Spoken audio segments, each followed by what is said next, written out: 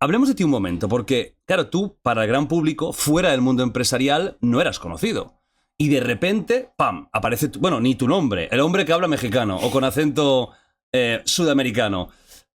¿Tú de dónde vienes exactamente? O sea, para la gente que no te conoce, la gente que es socia y no, tampoco socia, ¿quién eres tú? ¿Quién es Enrique Riquelme realmente? ¿Y cómo has conseguido un poquito tener esta estructura como para poder presentarte a candidato del Madrid?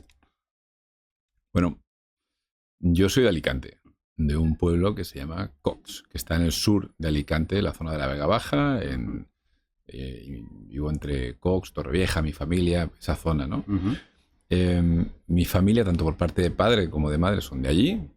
Son gente pues, emprendedora, en trabajadores, pues, con gente normal y muy emprendedora. El pueblo de Cox es el pueblo, hace muchos años, ahora ya no sé si será así o no, con mayores autónomos per cápita, una de las mayores poblaciones de autónomos per cápita de toda Europa. O sea, gente muy emprendedora, principalmente en el sector de la agricultura y la fruta y bueno, pues, ese sector, ¿no? Luego también mucho de la construcción para las viviendas turísticas, los que venían, zona turística como Torrevieja, ¿no? Claro. Bueno, pues de ahí venimos, de una familia emprendedora, de autónomos y de pymes principalmente. Vengo de ahí, y en la crisis del 2008, en aquella crisis inmobiliaria con lo de Lehman y demás, yo terminé de estudiar, me puse a trabajar. Yo venía trabajando desde los 12 años prácticamente en empresas de la familia, pues los veranos y todo este tipo de cosas, para llevarte de las gasolineras, limpiando cristales, las propinas, ¿no? Echando gasolina, limpiando tal, claro, en la parte de agricultura o en la parte donde fuese, para ganar un dinero. Al final, buscando siempre una economía. En el 2008 aproximadamente, yo dejo el 2007 creo que era, me pongo directamente a trabajar para mi madre. Mi padre y mi madre se dedican al hormigón, fábrica de hormigón, pero en competencia. Entre los dos, sí.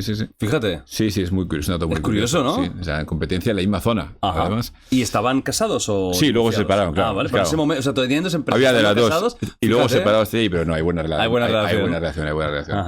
Y a partir de ahí, pues trabajar con ella, una relación fantástica con los dos, aprendiendo un poco de los dos, de diferentes. Y cuando llega la crisis, trabajaba pues, cargando con la pala cargadora, trabajaba en el hormigón, de todo tipo, pasando por todos los proyectos. Y con esa crisis, yo decido, íbamos a cerrar una fábrica en Murcia, en San Javier, y digo, oye, antes de cerrar, déjame a mí llevar, era como para mí el sueño, ¿no? Ascender, y ahí empecé. Le dimos la vuelta a esa fábrica en un momento de crisis, vi que me gustaba y me daba relativamente bien, pero que la crisis era profunda en el mundo entero, y sobre todo allí, segunda residencia, vivienda. Y decidí que venía 2010 y me puse a estudiar una maestría, un máster, pero decidí que quería hacer algo por mi cuenta, que quería irme de España. Aquí solo había para pagar fuegos, no había nada de emprendimiento real. Y digo, pues, ¿dónde están construyendo? Muy básico para mí, ¿no? En aquel país yo tenía 20 años, 20, 21 años. Digo, ¿dónde puedo irme a emprender profesionalmente? Y vi que tanto en Brasil, América Latina, en Panamá, se estaba haciendo proyectos de infraestructura grandes y decidí armarme una agenda e irme para allá. Uno de esos viajes en Panamá, me quedo allí y conozco a empresarios locales. Y les digo, oye, yo quiero poner una fábrica, me gustaría poner una fabriquita de hormigón aquí. Joder, pues aquí esto es justo lo que estamos necesitando, porque mira, está la impresión del canal de Panamá, está creciendo el país, la clase media está creciendo, es el momento, y no hay hormigón, ahí le llaman concreto, no hay hormigón. Tenemos que despachar por la noche y digo, joder, quédate, estudio el mercado, estudio el mercado, con 20 años, pues claro, hago la prueba. Miras informes sí, o... No llamé a McKinsey, ¿no? O sea, claro. Me fui por allí un par de días a ver que los precios de la materia prima... Sí, hiciste suma, resta y división. Exactamente, ¿no? Y yo decía, joder, yo tengo que estar equivocado porque los márgenes de aquí es que son otra cosa. O sea, esto no puede ser. El margen eran 50 veces en que lo que veíamos en España. Yo, esto no puede ser. Se mide por metros cúbicos. Ajá. Y el margen era $100 metro cúbico. Y en España eran $3-4 metro cúbico, $2 metro cúbico. Y ahí había que despachar, no había que vender. Entonces vuelvo a España y le digo a mi familia, oye, necesito, joder, ya lo he visto claro, ¿sabes? Es ahí es donde ya lo he está. visto claro. Ahí es donde está. Yo no he ido nunca en mi vida, ni conocía a nadie, ni nadie había ido. Yo ya lo he visto claro, ahí es. Mira, tenemos aquí unos líos con la crisis de narices. Olvídate. Oiga, si lo que quieres es pasártelo bien, oye, pues vete de Erasmus por aquí, ¿no? Claro, pero déjanos ya a la familia tranquilos. Vete de Erasmus si quieres, vete a otro sitio y ya está. Pero no te va... Y digo, bueno, ok, no hay capital. Y oye, tuve la suerte de haber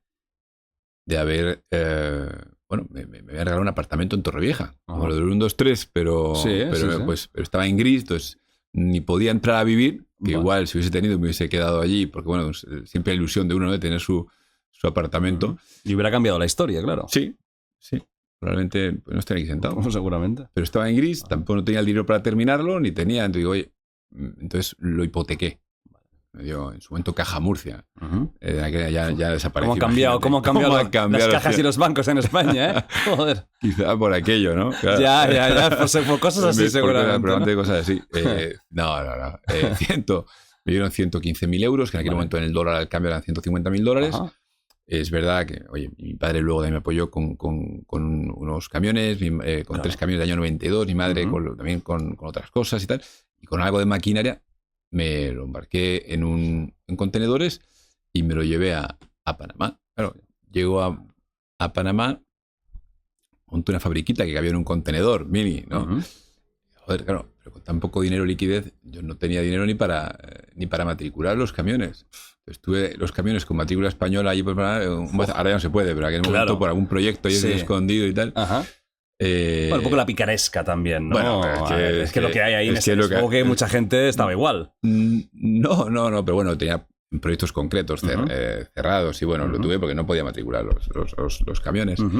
Y ahí empecé. Al principio ahí empecé, tuve la suerte de encontrar socio local, que en Sucre, luego entró Marco Ameglio, que ellos también eran consumidores del propio hormigón. Y en uno de los proyectos donde empezaba, pues no lograba... yo me confiaba de todo el mundo. Entonces yo vendía, pero ahí había que pagar. Todas las semanas se pagaba toda la materia prima por delante, los salarios cada fin de semana. Y de repente, porque tuviese mucho margen, y un cliente me dejó de pagar. Se retrasó.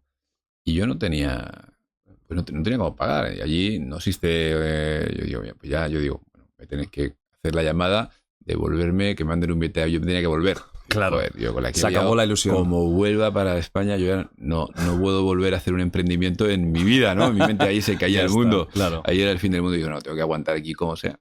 Y ahí empecé. Entonces, la realidad, que lo conté hace muy poco, pues para aguantar hasta que me pagasen, pues dije, mira, voy a empeñar el reloj, que más es lo tengo antes de vista, que me habían regalado un reloj, y tal, voy a empeñarlo allí, lo voy a poner, me dieron $220 y a ver lo que aguanto aquí hasta tratar de cobrar. Y eso hice y luego pues, cobré al día 12. Cobré, se pagó todo y allí dije, aquí esto no, hay que cambiar, hay que dejar de ser tan buena persona con la gente y empezar a estructurar con garantías. Y allí, ahí en ese momento, aprendí lo que es ser empresario.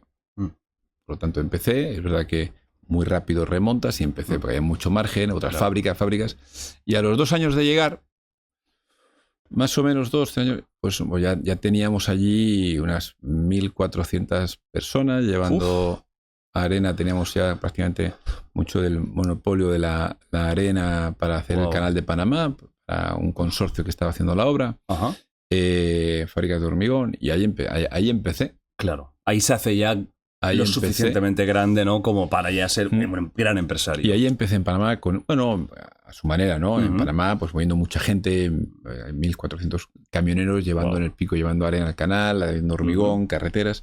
Y ahí empecé. Y en ese mismo momento, en el 2012, me doy cuenta de que el país crecía por encima del 10% anual el PIB crecía. Los salarios habían pasado de un camionero de $250 al mes a $1.500, $1.800. En nada de años. Nada, Claro. o sea, se había creado una base de una población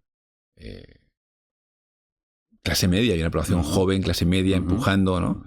Es un país muy pequeño, antes en ese momento eran 3 millones, ahora ya 4 millones de habitantes, y la demanda de energía seguía creciendo, pero no se generaba la energía. Empezaron a haber restricciones de luz. Y dije, joder, sí, ¿por qué restricciones cuando hay sol? Y ahí empecé a interesarme por el sector energético.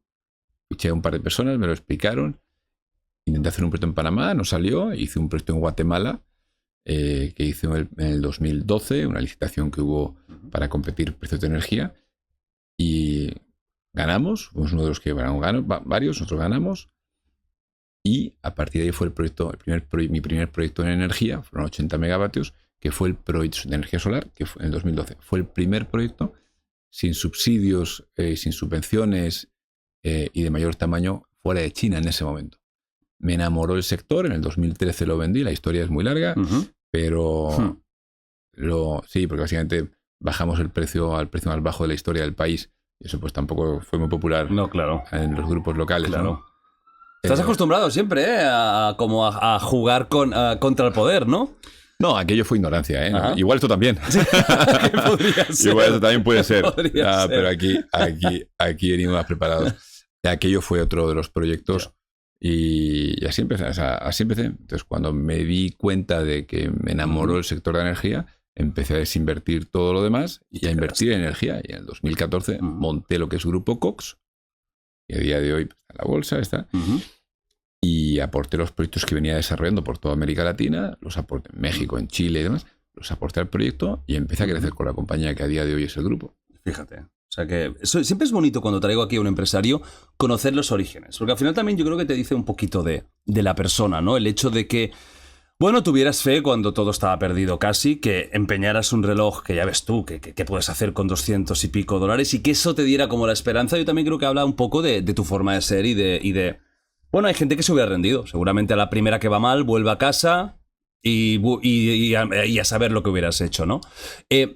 Hemos hablado de ti como persona y como empresario. ¿Y el Madrid aquí dónde está en la ecuación? Es decir, ¿tú eres un fan futbolero de toda la vida? ¿Dónde nace tu pasión por el Madrid, por el club? Yo es que mis primeros recuerdos son, no sé, ya no tuve la opción de ni siquiera decidir. Uno nace, ¿no? Lo dije otro día, claro. Uno nace o se hace. Yo nací, todo mi círculo es del Real Madrid. Mi padre, mis primeros recuerdos son ya en la peña de Cox, en la peña que yo se asegura, luego en Torrevieja. Siempre vinculado con el balón, con el uniforme, con los partidos en familia. Siempre vinculado con una cultura, al final de grupo, familia de amigos, vinculada al Real Madrid. Por lo tanto, ese es el momento en el que nace. Luego tuve la suerte, aparte de peñista, de varias. Yo recuerdo, no se me olvidará, cuando vino Lorenzo Sanz con Pirri y con algunos más a inaugurar la Peña del Pueblo. Y decía, joder, que esté aquí gente como estos señores que veías más que en los periódicos o en la televisión, inaugurando la importancia de la peña y tal. Pero ahí no habían socios ahí no habían, en ese momento yo recuerdo que habían socios del Real Madrid, no iban por votos, porque no habían socios. Era porque realmente la cultura de la peña del Real Madrid era importante. Y ahí empecé. Y luego ya en el 2000, exactamente justo cuando entra Florentino Pérez, se ve que abrió el cupo de socios y el presidente de la peña que se asegura me hizo socio a mí del Real Madrid. Mi padre y a mi hermano. ¿Sí?